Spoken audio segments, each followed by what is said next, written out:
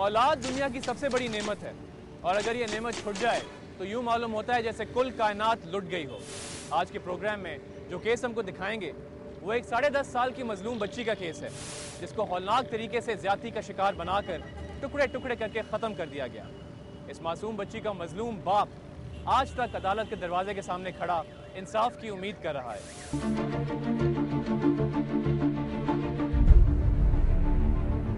चंद अफराद के बाहम मिलकर रहने से मुआशरा जन्म लेता है और मुआशरे में रहने के लिए इक़दार को मुरत्तब करना जरूरी होता है ताकि मुआशरती रिवायात कायम हो सकें। जब मुआशरा तरतीब पा जाता है तो हालात व वाक़यात अच्छाइयों और बुराइयों को जन्म देते हैं। हमारे मुआशरे में चंद दहाइयों से जो हालात व वाक़यात जन्म ले रहे हैं उन्होंने न सिर्फ मुआशरती इक़दार को हिलाकर रख दिया है बल्कि मुआशरे की धज्जियां भी बखेर के रख दी हैं।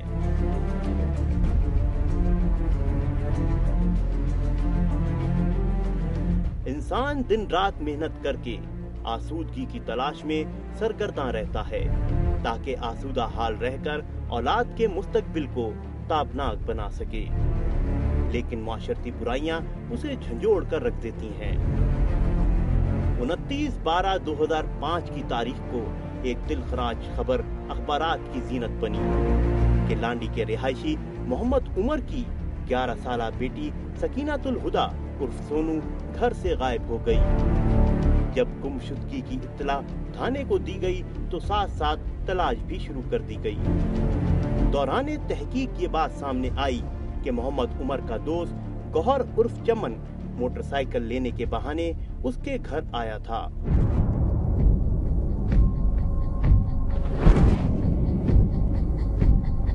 और दरवाजे पर सकीनातुल हुदा से उसकी मुलाकात हुई, जिसके बाद से सकीना गायब हो गई। इस इब्तिदाई इत्तला पर गौहर उर्फ चमन को हिरासत में लेकर पूछताछ की गई तो जो माजरा सामने आया उसने दिलो दिमाग और जमीर को झंझोड़ कर रख दिया। गौहर उर्फ चमन के घर से सकीनातुल हुदा की टुकड़ों में बटी लाश बरामद कर ली गई।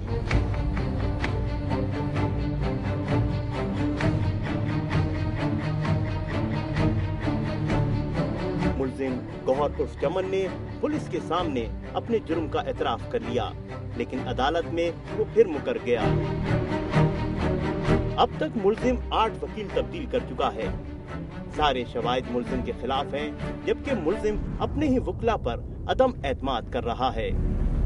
लेकिन उस बाप का क्या कसूर है जो अपनी मासूम सकीना के लिए इंसाफ का मुतलाशी है।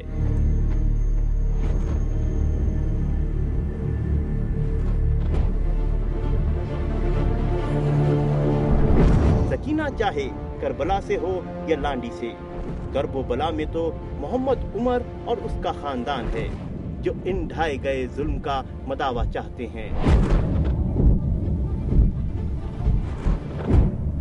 हमारे मुल्क में मासूम बच्चों को अगवा करके उनके साथ बदफेली के वाकयात में तेजी से इजाफा हो रहा है।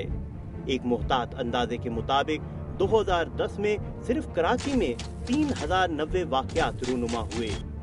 ये आदाद-ओ-शुमार सिर्फ कराची पर मुहित हैं। पूरे मुल्क में इसकी तादाद में खतरनाक हद तक इजाफा हो रहा है। अलमिया ये है कि इन वाकयात में बच्चों की बाजियाबी सिर्फ 2% है।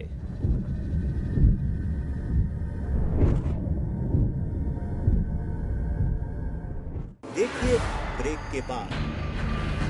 3 छापरों में उसके पीछे करके रखे हुए थे। कुरान को उठा के कह सकता हूँ इस मुल्क में इंसाफ नहीं मिल सकता। 5 साल हो गए और अभी तक मेरी गवाही नहीं हुई है, आप अंदाजा कर लीजिए।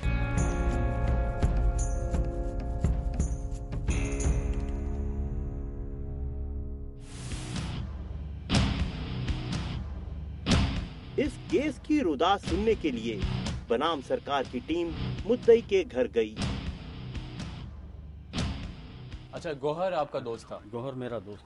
अच्छा, वो आपके पास मोटरसाइकिल लेने के लिए आया? मोटरसाइकिल लेने और के लिए आपको आपके दोस्तों ने मना किया कि ये इसकी सोबत अच्छी नहीं है, गलत लोगों में बैठना शुरू हो गया, तुम उसको अपनी मोटरसाइकिल मत दिया करो।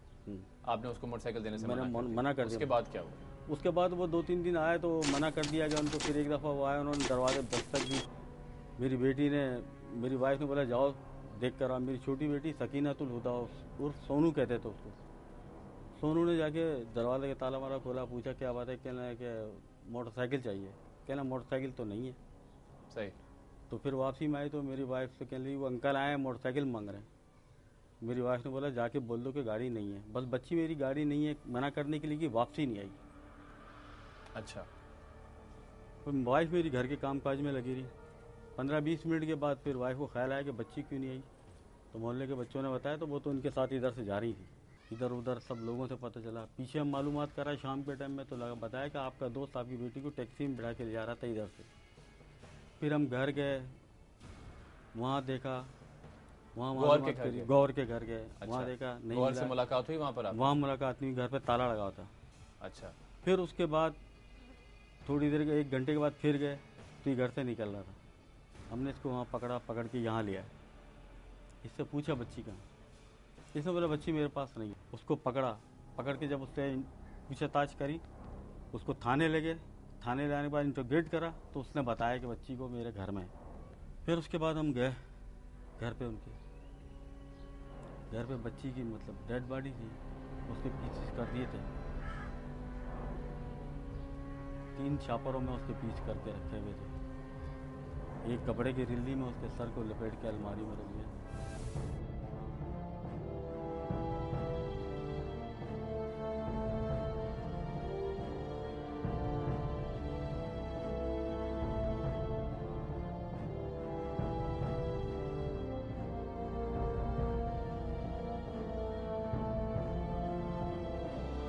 आपको यकीन हो सकता था कि आपका अपना दोस्त जिसको आप इतने अरसे से जानते होंगे वो इस तरह की हरकत करेगा? सोच भी नहीं सकते थे ऐसा। उसकी वालदा, उसके बहनों, उसकी बहनें, उसके बाप, सबसे अच्छे ताल्लुकात थे। माँ बाप का इंतकाल हुआ तो मैंने इसको पैसे दिए कफन दफन के लिए। अच्छा, गौहर का तो कहना ये है कि उसने आपको कुछ पैसे उधार दिए हुए थे और क्योंकि आपने वो पैसे उसको वापस नहीं किए इसलिए उसने बदला वो लेने। झूठ बोलता है वो। ऐसा नहीं था, पैसे कोई नहीं लिए थे मैंने, किसी के कोई पैसे आज तक नहीं लिए। वो खुद किराए पे रहता तो किसी को क्या पैसे देगा।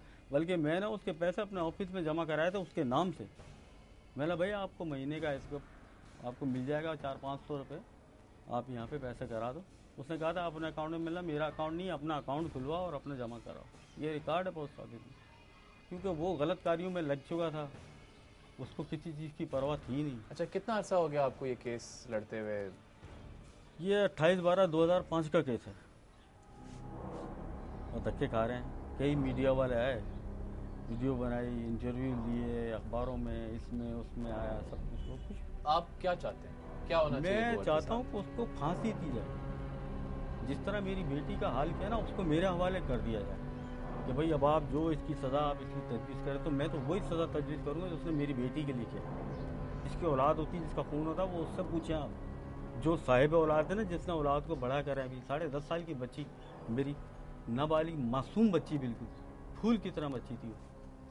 याद आती है बच्ची आप? क्यों नहीं याद आती? हार्ट पेशेंट हो गया, मेरे को डॉक्टर ने बाईपास का बोला है। मैं भी बात कर रहा हूँ तो मेरे को तकलीफ हो रही है। आपको उम्मीद है इंसाफ मिलेगा? कोई उम्मीद नहीं है, किसी किस्म की कोई उम्मीद नहीं। आप ये समझते हैं कि हुकूमत आपकी मदद करेगी? कोई मदद नहीं करता किसी की। बोल के अंदर कुछ भी नहीं। वो सब हम भी यही दुआ करते हैं, हमारी तो पूरी कोशिश है कि अरे सरकार दुआएं तक वुआएं आपकी- क्या काम आती है? कुछ काम नहीं आता यार। 5 दिन नमाज पढ़ी, पूरे रोजे रखे। मगर मायूस नहीं होना चाहिए। अल्लाह तो ऊपर बैठा हुआ देख रहा है, कभी ना कभी तो अल्लाह इंसाफ से मिलेगा। दुआ करते हैं यार, कभी ना कभी तो इंसाफ मिलेगा। इंसाफ इस मुल्क में तो नहीं मिल सकता। ये मैं आपको आज राइटिंग में लिख के हो सकता है आप आज जो कह रहे हो वो सरकार मैं ने बोल सब देता हूँ कुछ सुन ले। अनपॉसिबल है। मैं हल्फ उठा के आपके सामने कुरान को उठा के कह सकता हूँ इस मुल्क में इंसाफ नहीं मिल सकता। आप इस हद तक मायूस हो चुके हो? नहीं मिल सकता। पैसा हो मैं इधर इंसाफ ले लूंगा, इधर यहाँ बैठ के यहाँ से उसका काम करवा दूंगा जेल के अंदर। आप क्या बात करें, इस मुल्क में पैसा चलता है।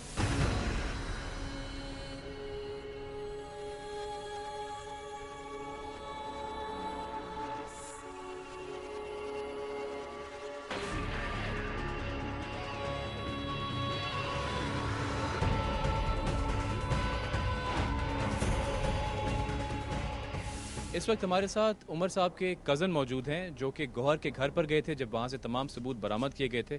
उनसे पूछते हैं उन्होंने क्या देखा। अस्सलाम वालेकुम। वालेकुम सलाम।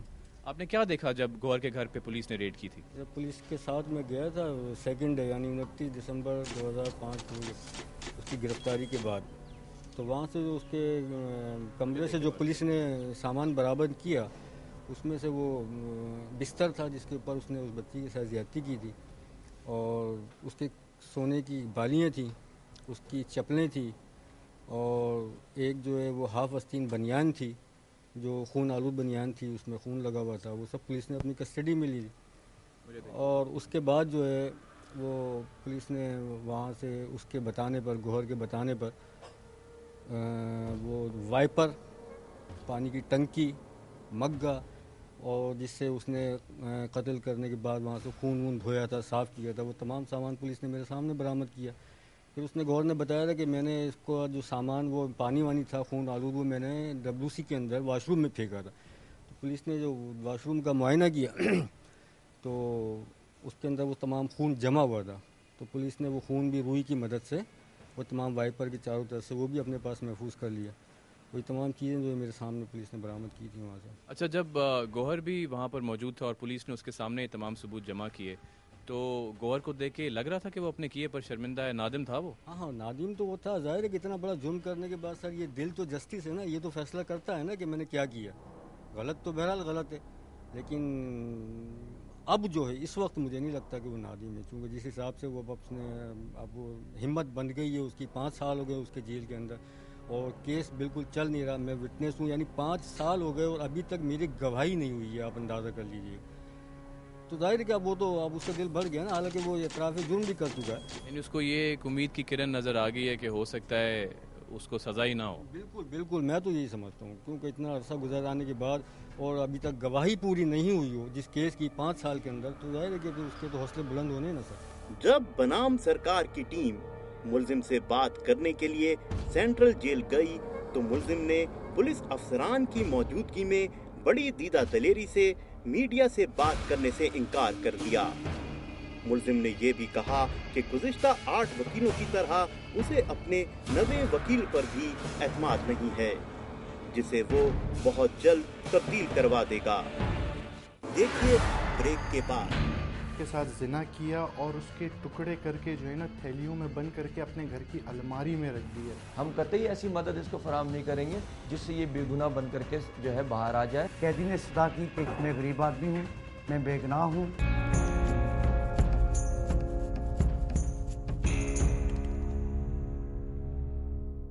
इस केस की कार्रवाई पिछले 8 साल से जारी है। क्या वजह है कि एविडेंस और गवाहों की मौजूदगी के बावजूद इस केस के मुल्जिम को सजा नहीं सुनाई गई? जानते हैं प्रोसिक्यूशन से।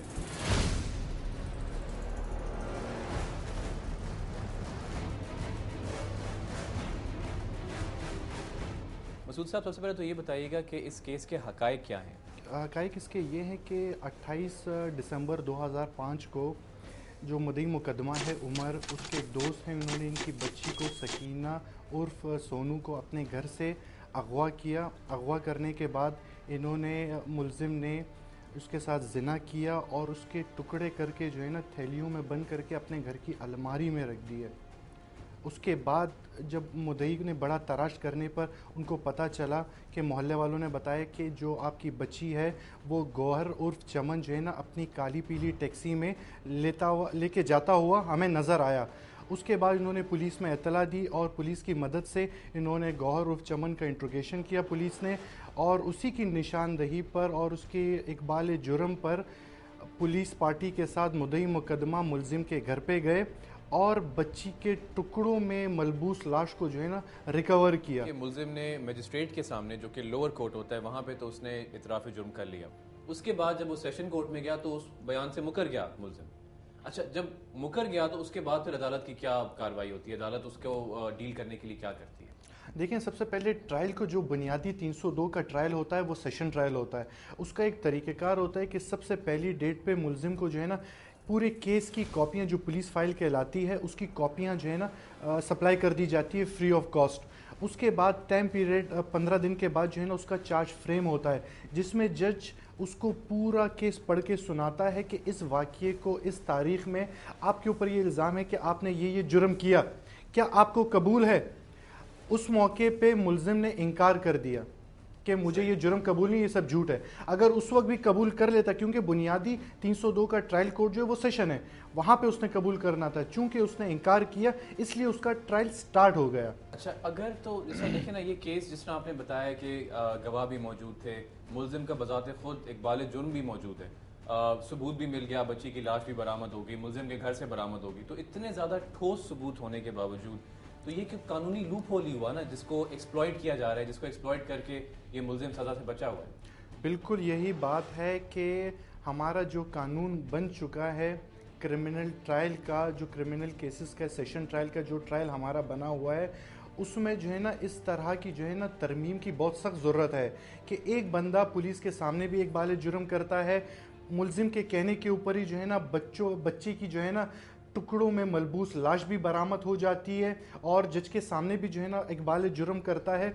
उसके बावजूद उसके ट्रायल में इतनी देर लग रही है। 302 के केस में मुल्जिम का वकील जब तक नहीं होता ये केस आगे नहीं चलता, इसकी एविडेंस नहीं होती है। सही। अच्छा, इसी बात का ही वो फायदा उठा रहा है मुल्जिम। और मुल्जिम आप समझते हैं कि ये बात जानता है, वो इस बात से अच्छी तरह वाकिफ है, बिल्कुल कि कानून में कहीं ना कहीं लूप होल मौजूद है जिसको बिल्कुल वो उसको अच्छी तरीके से मालूम है। तकरीबन 4 गवाह अदालत में अपना बयान जो है ना कलमबंद करवा चुके हैं मुद्दई समेत, जिसमें उन्होंने साफ साफ जो है ना प्रोसिक्यूशन का जो वर्जन को जो है ना इन्होंने बिल्टअप किया है, और जो बात इन्होंने पुलिस फाइल में कही है वही बात इन्होंने कही है। और बिल्कुल इन्हीं बातों को सुनकर, इन्हीं बातों को जो है ना मुल्जिम ने सुनकर जो है ना अपना जो है ना बार बार वकील चेंज करता है। एक तरफ तो वो कहता है कि मेरे पास पैसा नहीं है, सरकार से दरख्वास्त करता है कि मुझे अपने पैसों पे एक वकील हायर करके दिया जाए। जब सरकार उसको वकील हायर करके दे देती है, तब एक गवाह 2 गवाह चलने के बाद कहता है मुझे इस वकील के ऊपर भरोसा नहीं है।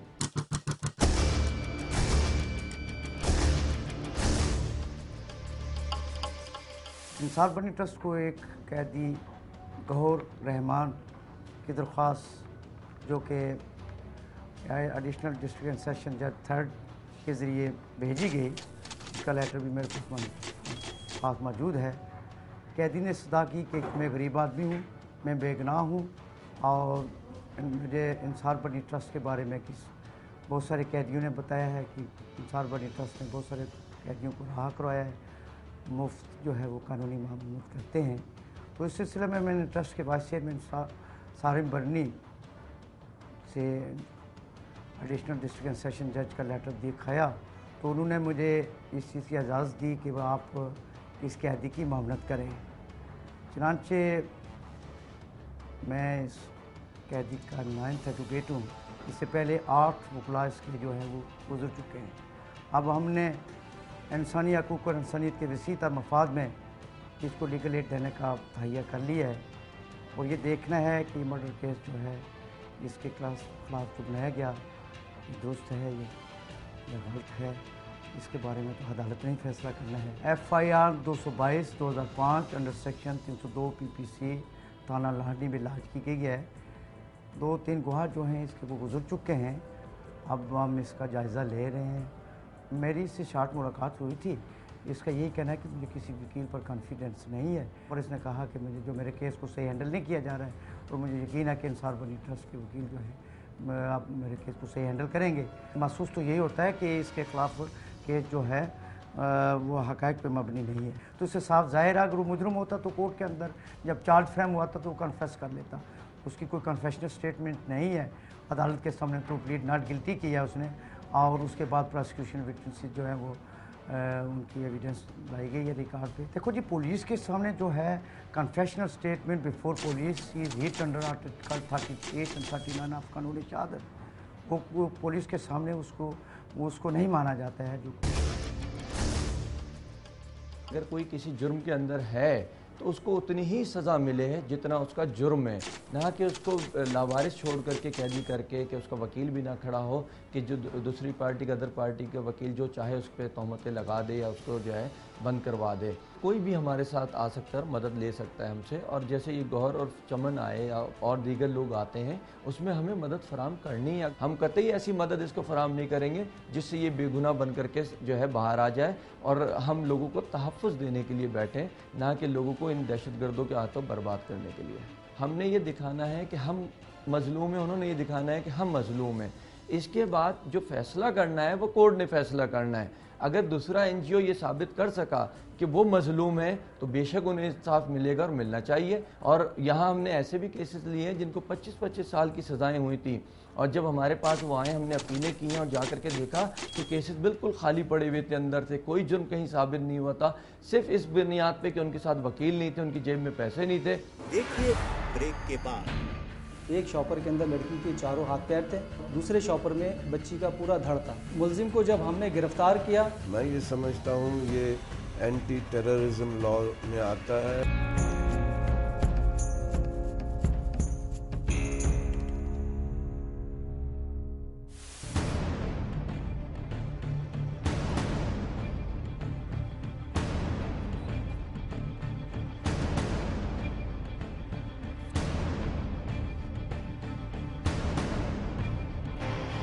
किसी भी केस में इन्वेस्टिगेशन ऑफिसर की बहुत अहमियत होती है। तमाम केस का दारोमदार उसकी तहकीकात पर होता है। ये वक़ुआ 28/12/2005 का है। मोहम्मद उमर नामी शख्स थाने पर आया, लांडी थाने के अंदर, और उसने रिपोर्ट दर्ज कराई। मुकदमे की तफ्तीश शुरू हुई और बच्ची की तलाश हमने शुरू कर दी। हमें बच्ची की तलाश के साथ साथ उसका जो उमर का एक दोस्त था गौहर उर्फ चमन, वो भी हमारे साथ साथ उस बच्ची को तलाश कर रहा था। जब काफ़ी देर हमें तलाश करते हुए हो गई, बच्ची का कहीं पता नहीं लगा, तो मैंने हिकमत अमली इस्तेमाल करते हुए मोहल्ले के बच्चों से पूछना शुरू किया कि सोनू के बारे में कुछ पता है। तो एक बच्ची ने बताया कि हाँ, सोनू जो है वो गौहर जो अंकल हैं उनके साथ टैक्सी में बैठकर गई है। बच्ची की इस इतला को मोतबर जानते हुए हमने फिर गौहर उर्फ चमन उसके घर पे गए। जब उसके घर पे गए तो उसने कहा कि मैं अभी शावर ले रहा हूँ। वो घर पे सिंगल रहता था, उसने अपनी बीवी को तलाक दी हुई थी, एक कमरे का मकान था, उस पर किराए पे रहता था। तो जब 10 मिनट गुजर गए तो उसने दरवाज़ा फिर भी नहीं खोला। तो हमने दरवाज़ा बहुत ज़ोर ज़ोर से बजाया, इतने में मोहल्ले के लोग भी काफ़ी जमा हो गए पुलिस को देख के। तो फिर उसने जब दरवाज़ा खोला तो उसके ना बाल गीले थे, ना कपड़े, कहीं से लग रहा था कि वो शावर लेके आया, और बहुत घबराया हुआ और बहुत परेशान था। जब हम उसके घर के अंदर गए तो वहाँ से ब्लड की स्मेल आ रही थी। अच्छा। तो काफ़ी हैरत हुई इसके ऊपर। जब उसके कमरे की तलाशी ली तो उसके जो अलमारी थी, लोहे की अलमारी, उसके ऊपर 2 शॉपर रखे हुए थे। उन शॉपर को निकाल के चेक किया तो उसके अंदर एक शॉपर के अंदर लड़की के चारों हाथ पैर थे सोनू के, और दूसरे शॉपर में बच्ची का पूरा धड़ था। हमने उसी वक्त गौहर उर्फ चमन को कस्टडी में ले लिया। मज़ीद तलाशी की तो अलमारी खोल के उसके सेफ के अंदर से बच्ची की गर्दन निकली। अच्छा। मुलजिम को कस्टडी में लेने के बाद हम उसको थाने पे लेके चले गए। बच्ची की जो बॉडी थी उसको हमने हॉस्पिटल भिजवा दिया पोस्टमार्टम के लिए। अच्छा, मुलजिम ने इकबाल जुर्म किया? बिल्कुल। मुलजिम को जब हमने गिरफ़्तार किया और उसको इंट्रोगेट किया, उसने अपने जुर्म का इकरार किया। अच्छा सर, इस केस को चलते हुए इतना अरसा हो गया है और पता नहीं कितनी पेशियाँ इसकी हो चुकी होंगी, कुछ बता सकते हैं आप कि आप खुद कितनी पेशियों पर गए और कितनी अभी तक इसकी डेट्स हो चुकी हैं केसेस? ऐसा है कि 2005 से मैं अभी तक इस केस के अंदर पेशियों पे जा रहा हूँ, और 2005 से लेकर अभी तक 6 साल का अरसा गुजर चुका है, और इसके अंदर चंद गवाह सिर्फ गुजरे हैं, चंद विटनेस गुजरे हैं, और अभी और गवाह गुजरना बाकी हैं। आईओ जो होता है उसका नंबर सबसे आखिर में आता है। आपको क्या लगता है ये होगी? क्योंकि इतने साल गुजर गए हैं, ये हवालात में बंद है, और हवालात समझने एक किस्म की तरबियत गाह होती है मुजरिमान की। वो वहाँ बैठ के नई स्कीमें बना रहा होगा, वहाँ बैठ के वो नई मनसूबाबंदी कर रहा होगा कि वो जो हमारे कानून के अंदर लूप होल्स मौजूद हैं उनका फ़ायदा उठाते हुए वो डिलेइंग टैक्टिक्स इस्तेमाल करे। शायद वो ये भी उम्मीद लगा के बैठा होगा कि एक दिन उसकी ज़मानत हो जाएगी, क्योंकि विटनेसेस भी बार बार आके थक जाएंगे, हो सकता है कि बाद आना छोड़ दें केस के अंदर। आप सही कह रहे हैं। देखें, गवाह 1 मरतबा जाएगा, 2 मरतबा जाएगा, इस केस को चलते हुए 6 साल हो गए, अब हर शख्स तो इतना वो नहीं होता कि वो अपनी मेहनत मजदूरी करने वाला अपने रोज़गार छोड़ के अदालत में जाए और उसके बावजूद भी उसका बयान ना हो, तो ये तो बड़े दुख की बात होती है।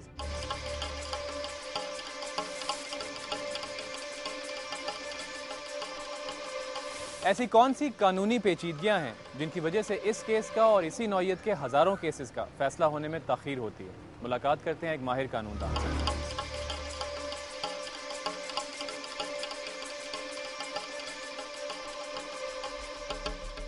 इस तरह के केसेस के लिए क्या उसमें कहीं कोई लूप होल है कि ये केसेस जो हैं एक्सप्लॉइट किए जाते हैं अक्यूज़ की जानिब से, और जिस जहाँ तक हमें अंदाज़ा हुआ है कि 96% केसेस जो क्रिमिनल केसेस होते हैं उनमें अक्यूज को अक्विट कर दिया जाता है, बरी कर दिया जाता है, तो कहीं ना कहीं कोई ऐसी पेचीदगी, कोई ऐसा लूप होल मौजूद है कानून साजी में जिसकी वजह से ये सारी सिचुएशन है? पहले तो आती है इन्वेस्टिगेटिंग एजेंसीज और उसके बाद प्रोसिक्यूशन। बाज़ औक़ात बड़ी वीक इन्वेस्टिगेशन होती है और अमूमन हमारे यहाँ तो ये देखा जाता है कि जी कोई भी मुल्ज़िम पकड़ा गया, उसको उन्होंने टॉर्चर किया, उससे कन्फेशन रिकॉर्ड कराया, चालान कर दिया केस में, प्रोसिक्यूशन समझती है उसकी जिम्मेदारी ख़त्म। और जब बाद में प्रोसिक्यूशन में आता है तो प्रोसिक्यूशन में भी अब एक प्रोसिक्यूटर को अगर आप दिन में 20-20 केस चलाने के लिए कहेंगे तो वो कहाँ से प्रिपेयर करेगा केस? सही। एक सेशन जज के पास अगर 40-50 केस डेली लगे हुए जिसमें सिविल मैटर्स भी हैं जी। सेशन जज सिर्फ सेशन जज नहीं है, he is district and session जज, तो उसके पास सिविल जुरिस्डिक्शन भी है, उसके पास फैमिली अपील्स भी आती हैं, उसके पास ओरिजिनल जुरिस्डिक्शन भी है क्रिमिनल का, और फिर क्रिमिनल भी है। आधा दिन वो बेचारा सिविल काम करता है, आधा दिन इसमें हमारा जुडिशल सिस्टम की भी खराबी है। सिंध हाई कोर्ट में 40 जजेस की वैकेंसीज हैं और 17-18 जजेस काम कर रहे हैं, लेस देन 50%।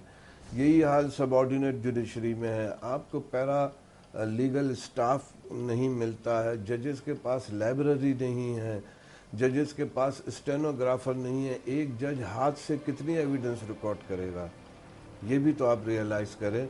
मैं ये समझता हूँ ये एंटी टेररिज्म लॉ में आता है। This case should have been tried by the anti terrorist court. 6 साल नहीं लगते वहाँ पे।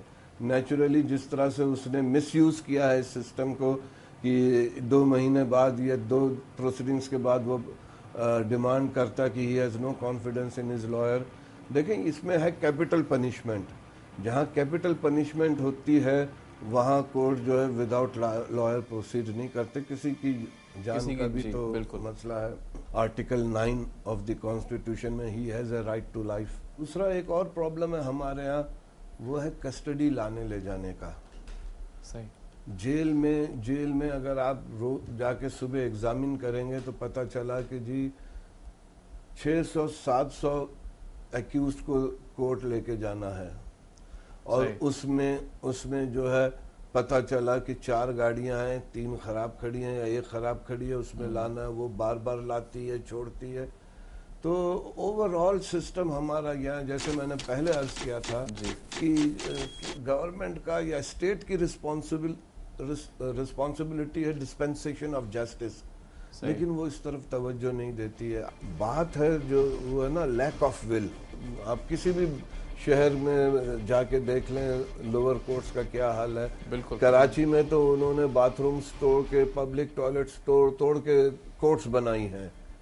तो जिस मुल्क में इस किस्म का निज़ाम होगा, इस किस्म की बेहिसी होगी on the part of state and government and establishment, आप वहाँ पे क्या तवक्को करेंगे? देखिए ब्रेक के बाद।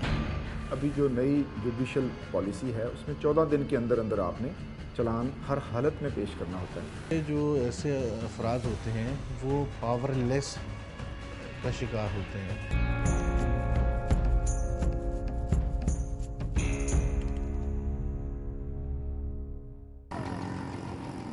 हमारे मुल्क में पुलिस के किरदार पर एक सवालिया निशान नजर आता है, जिसकी वजह से केसेस में ताखीर भी होती है, जैसा कि चालान का देर से जमा होना, तफ्तीश का कमजोर होना और पुलिस के सामने मुजरिम के बयान की कोई हैसियत ना होना। इन सवालात के जवाब में एक आला पुलिस अफसर कुछ यूं कहते हैं।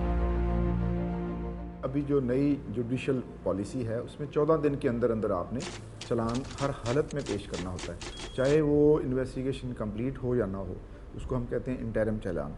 तो वो तो आपको 14 दिन के अंदर अंदर हर हालत में पेश करना होता है। ये तासर गलत है कि चालान जो है वो हम लेट पेश करते हैं।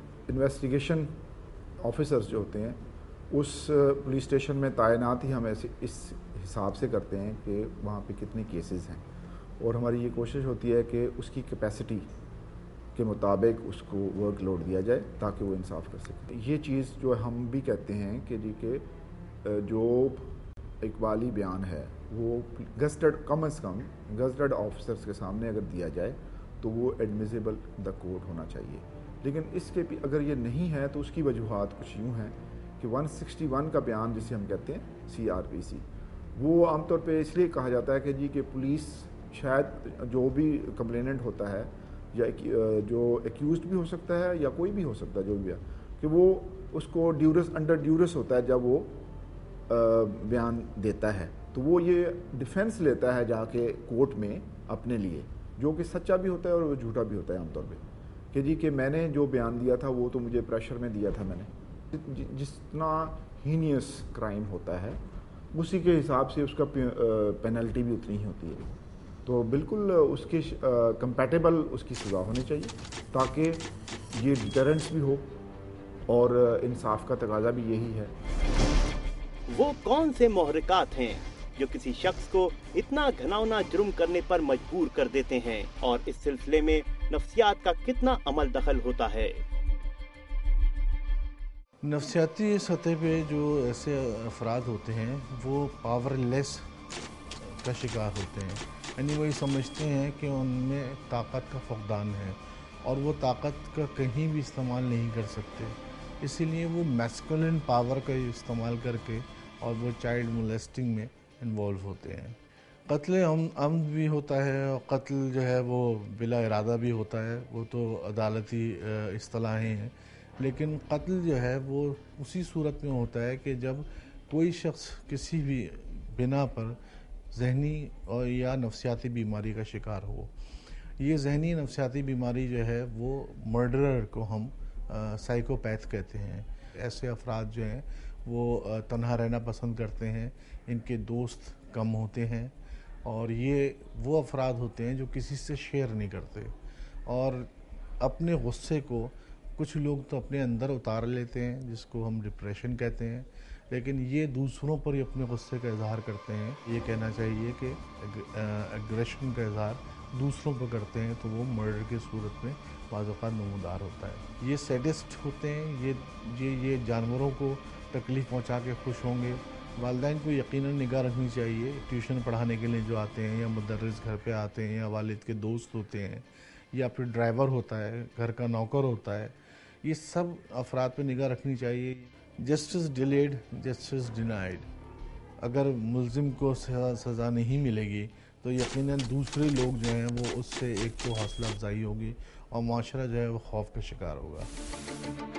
गौहर उर्फ चमन बेगुनाह हो या गुनाहगार, मगर सकीनतुल हुदा का कत्ल तो हुआ है और उसके घर वाले आज भी इंसाफ के मुंतजिर हैं। इस घर में खेलती कूदती मुस्कुराती बच्ची जो कभी यहाँ की रौनक हुआ करती थी, आज इस घर में रहने वाले अपनी बच्ची की अलमनाक और हौलनाक मौत का मातम मना रहे हैं। इतना अरसा गुजर जाने के बावजूद उमर को अपनी बेटी के कत्ल का इंसाफ नहीं मिला। वो बाप जिसकी आंखों ने कभी ख्वाब देखे होंगे कि अपनी बच्ची को ब्याहेगा, उसी बाप ने अपने हाथों से अपनी बच्ची को कब्र में दफनाया, और वो बाप अदालत के सामने बेबस और मायूसी की तस्वीर बना खड़ा है। वो मायूस हो चुका है कि उसको कभी इंसाफ नहीं मिलेगा। हुकूमत के नाम हमारे प्रोग्राम में यही दरख्वास्त है कि इस बाप की इल्तिजा को सुने। वो बाप जिसकी आंखों में आंसू मौजूद हैं और वो अदालत के सामने ये फरियाद लेकर खड़ा हुआ है कि उसकी बच्ची के कातिल को उसके अंजाम तक पहुंचाया जाए। हमें ईमेल करते रहिएगा bs@duniatv.tv पर। अगले हफ्ते फिर मुलाकात होगी। अपना ख्याल रखिएगा।